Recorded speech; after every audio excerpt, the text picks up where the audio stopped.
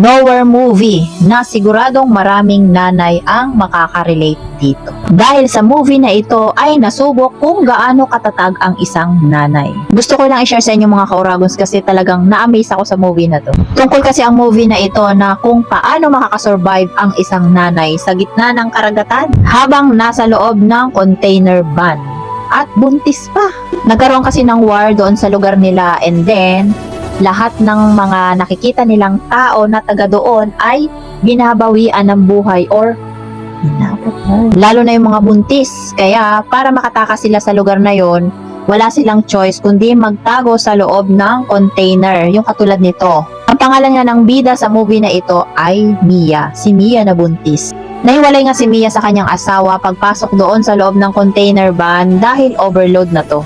So habang nasa loob nga sila ng container van, yung sasakyan na pinaglagyan ng kanilang container van ay napadaan sa checkpoint. Buti na nga lang bago nabuksan yung van ay nakapagtago pa si Mia. Kaso yung mga kasama niya mga ka-Oragons ay nahuli. Wala kasing pagtataguan na iba. Buti si Mia nakapagtago sa taas. At si Mia na nga lang yung natira doon sa loob ng container van dahil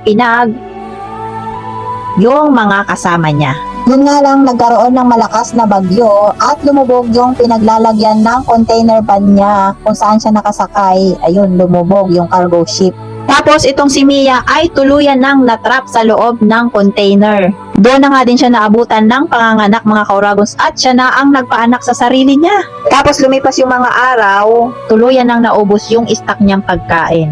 And then wala siyang choice kundi kainin yung inuna ng baby niya or yung placenta mga ka-Oragons para lang makasurvive. Pinapakita nga dito sa movie na ito kung gaano katatag pa yung mga nanay, di ba? Gagawin ang lahat para lang sa anak. Nakakayak talaga at sobrang intense mga ka-Oragons.